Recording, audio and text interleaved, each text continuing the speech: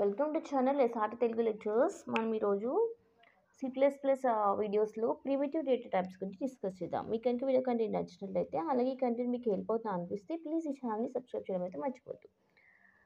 So మన previous వీడియోలో అసలు డేటా టైప్ అంటే ఏంటి, ఎన్ని టైప్స్ ఆఫ్ డేటా టైప్స్ ఉంటాయని మనం డిస్కస్ చేసుకున్నాం. ఈ వీడియోలో ఏంటి ప్రిమిటివ్ డేటా టైప్ అంటే ఏంటి, అందులో ఉండే డిఫరెంట్ టైప్స్ గురించి డీటెయిల్గా డిస్కస్ చేద్దాము.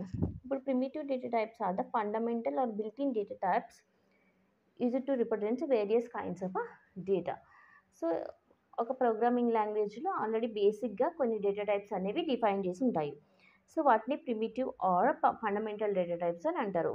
సో ఈ సి ప్లస్ ప్లస్ ప్రోగ్రామింగ్ లాంగ్వేజ్లో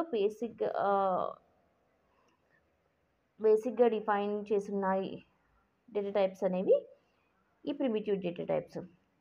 so these are also known as built in data types and primary data types. Primitive data types అయినా, బేసిక్ డేటా టైప్స్ అయినా, బిల్ట్ ఇన్ డేటా టైప్స్ అయినా, or primary data types అయినా, ఏవైనా సరే same ఇవి. So coming to the primitive or built in data types, integer data types, floating data types, double data type, char data type, void data type, Boolean data type and wide char data type. ఇవన్నీ కూడా built in data types or primitive data టైప్స్లోకి వస్తాయన్నమాట.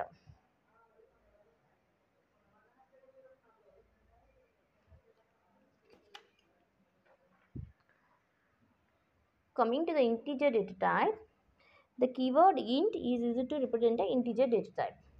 So normal integer వాల్యూస్ని ఏ variable అయితే integer వాల్యూస్ని hold చేస్తాయో ఆ వేరియబుల్స్ని ఇంట్ డేటా టైప్తో రిప్రజెంట్ చేస్తాము. సో దాన్ని ఇంట్ డేటా టైప్ రిప్రజెంట్ చేయడానికి కీవర్డ్ ఇంట్ అనేది యూజ్ చేస్తారు. సో ద రేంజ్ వచ్చేసి ఇది ఇంటీజర్ డేటా టైప్ యొక్క రేంజ్. అండ్ దెన్ సైజ్ వచ్చి కంపైలర్ డిపెండ్ అయ్యి 2 or 4 bytes ఉంటుంది ఇంటీజర్ డేటా టైప్ యొక్క size. Example int d equal to 4297. ఇప్పుడు ఈ వేరియబుల్ d 4397 అనే వాల్యూని హోల్డ్ చేస్తుంది. ఇది ఏ type of value? Integer data. So integer డేటాని హోల్డ్ చేసింది కాబట్టి మనం ఇంట్ అనే డేటా టైప్తో వేరియబుల్ని డిఫైన్ చేసాము ఆర్ రిప్రజెంట్ చేసాము. Coming to the next data type, character. So the keyword char is used to represent the character data type. So ఇక్కడ ఇంటీజర్ డేటా ఎలాగో ఇప్పుడు క్యారెక్టర్స్, దట్ మీన్స్ లెటర్స్తో రిప్రజెంట్ చేయాలంటే క్యారెక్టర్ డేటా టైప్ని use చేస్తాము. So ఈ క్యార్ అనే కీవర్డ్ని ఈ క్యారెక్టర్ డేటాని రిప్రజెంట్ చేయడానికి యూజ్ చేస్తారు. సో రేంజ్ వచ్చేసి ఇది క్యారెక్టర్ డేటా టైప్ యొక్క రేంజ్. అంటే సైజ్ వచ్చేసి 1 byte. Example char ch equal to m. ఇప్పుడు ఇక్కడ వేరియబుల్ ch ఏం హోల్డ్ చేసింది? ఒక సింగిల్ క్యారెక్టర్ లెటర్ని హోల్డ్ చేసింది. సో క్యారెక్టర్ లెటర్ని హోల్డ్ చేసింది కాబట్టి మనము ఈ వేరియబుల్ని క్యార్ అనే డేటా టైప్తో రిప్రజెంట్ చేయాలన్నమాట.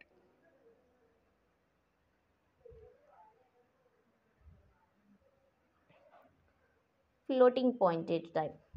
The keyword float is used to represent the floating point data type. Floating point data అంటే ఏంటి? ఏదైనా డేటాలో డెసిమల్స్ అండ్ ఎక్స్పోనెన్షియల్ ఫార్మేట్లో ఉందనుకోండి.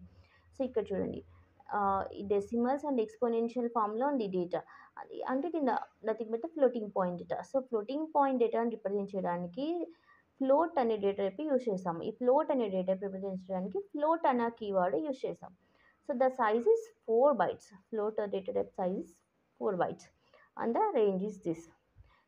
Example float v equal to 34.38. ఇక్కడ 34.38 అనేది ఏ type of data? Floating type of data. So మనము ఈ వేరియబుల్ని ఫ్లోట్ అనే కీవర్డ్తో డిఫైన్ చేసాం. Okay, next double. Float and double are same but the precision is more. Precision అంటే ఏంటంటే ఈ పాయింట్ తర్వాత తీసుకునే నెంబర్స్. సో ఇక ఎక్కువ ప్రెసిషన్ ఉండే నెంబర్స్ని, ఫ్లోటింగ్ పాయింట్ నెంబర్స్ని విత్ మోర్ ప్రెసిషన్ రిప్రజెంట్ చేయాలంటే డబుల్ డేటా టైప్ని యూజ్ చేస్తారు. So that keyword double is use to represent the floating point numbers with double precision. So floating point numbers represent చేసే precision కంటే double ప్రెసిషన్తో ఏదైనా number represent చేయాలంటే మనం double అనే డేటా టైప్ యూజ్ చేసుకోవాలి. So here the keyword double is used to represent the double precision floating point numbers. Range is this. And then size is 8 bytes, where a float data type size is 4 bytes, so double data type is 8 bytes. Example b equal to 3407.3896. ఇక్కడ long floating point numbers represent చేయాలంటే flow double data టైప్ని use చేసుకోవాలి. So we అనేది long float Poynting నెంబర్స్ని represent చేస్తుంది కాబట్టి మనం దాన్ని double అనే data టైప్తో define చేసుకుంటాము. Next Boolean. The keyword bool is used to represent the boolean type of a data. Boolean type of data అంటే ఏంటి? True or false are the two possible values or a boolean. సో ఏ డేటానైతే మనం boolean values represent చేయాలనుకుంటున్నామో ఆ boolean వాల్యూస్కి two ఏ పాసిబుల్ వాల్యూస్ ఉంటాయి, either true or false. Size is 1 byte. So ఇప్పుడు వేరియబుల్ బి ఏం హోల్డ్ చేస్తుంది? ట్రూ అనే వాల్యూ హోల్డ్ చేస్తుంది. అందుకని మనం దానిని బూల్ అనే కీవర్డ్ యూజ్ చేసుకుని బూలియన్ డేటా టైప్గా మనం డిఫైన్ చేయాలి. So boolean data type define చేయడానికి బూల్ కీవర్డ్ యూజ్ చేస్తాం. Bool B equal to true. Next void. Void means nothing and no value. So మనం ఏదైనా రిప్రజెంట్ చేయడానికి ఏమీ లేదు రిటర్న్ చేయడానికి, అప్పుడు వాయిడ్ యూజ్ చేసుకుంటాము. So void means no value. While data type represents valueless entity. ఏమి దానికి వాల్యూ ఉండదు మనం వైడ్తో రిప్రజెంట్ చేసిన దానికి. Void is used in functions. ఇప్పుడు ఈ ఫంక్షన్ ఉంది, యాడ్ అనే ఫంక్షన్, దీనికి రిటర్న్ చేయడానికి ఏం డేటా లేదు, సో వాయిడ్ యూజ్ చేసాం. అలాగే పాస్ చేసే ఆర్గ్యుమెంట్స్ ఏం కూడా ఏం లేవు, అందుకని వాయిడ్ యూజ్ చేసాం. Void means nothing. So nothing to pass and nothing to return, అప్పుడు మనం వాయిడ్ అనేది యూజ్ చేసుకున్నాం. ఎక్కువగా వాయిడ్ని ఫంక్షన్స్ యూజ్ చేస్తాము. Void represents valueless entity. Next wide characters. Keyword wchar_t is used to represent the character data. So ఇప్పుడు like character data కూడా ఇప్పుడు మనం క్యాట్ డేటా టైప్ చూసాం కదా, అలాగే ఈ వైడ్ క్యారెక్టర్ డేటా టైప్ కూడా క్యారెక్టర్ డేటాని రిప్రజెంట్ చేయడానికి యూజ్ చేస్తారు. బట్ ఏంటంటే ఇక్కడ సైజ్ అనేది ఎక్కువ. వేరే క్యార్ డేటా టైప్ సైజ్ ఏంటి? 1 byte కదా.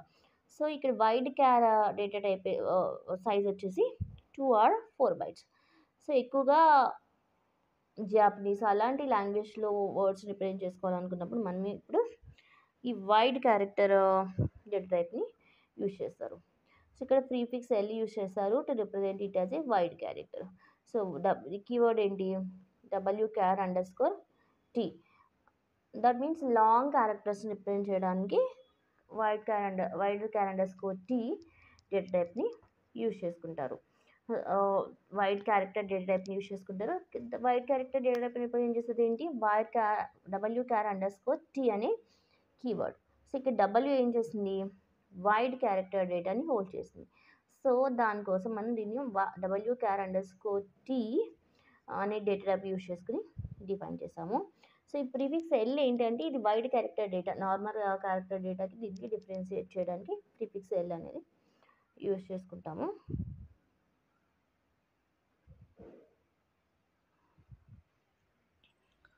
These are the primitive data types in C++.